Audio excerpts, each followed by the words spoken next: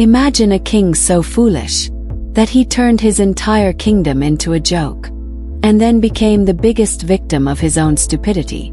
This is the story of King Dionysius, a ruler remembered not for wisdom or bravery, but for decisions so absurd that history itself still laughs at him.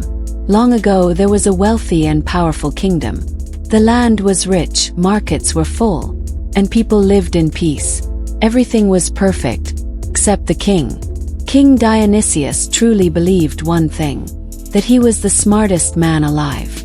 And history teaches us one rule: the moment a ruler thinks that disaster is already on the way, the king despised advice. Any minister who dared to question him was thrown into prison or exiled from the kingdom.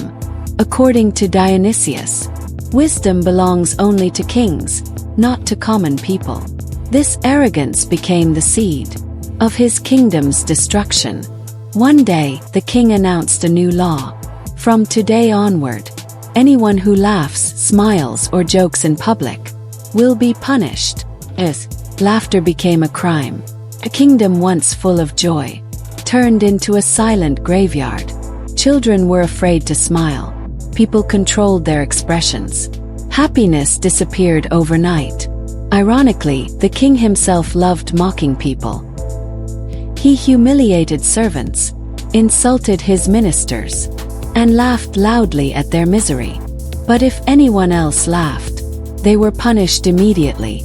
This was not leadership. This was hypocrisy wearing a crown. One evening during a royal feast, the king tasted his food and made a strange face. A servant standing nearby could not control a small smile, just a tiny one. The king exploded with rage and shouted, "Punish him at once!" But while giving the order, the king himself burst into laughter. The courtroom fell silent. Someone finally spoke. "If laughter is a crime, then your majesty is also guilty." For the first time in his reign, King Dionysius had no answer.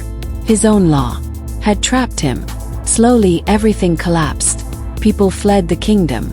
Trade stopped. Even the soldiers lost respect. One night, the people rose up, not with swords, but with unity. The king was overthrown.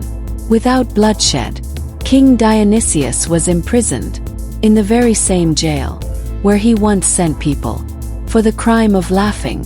History records this clearly. His kingdom was forgotten, but his foolishness was not.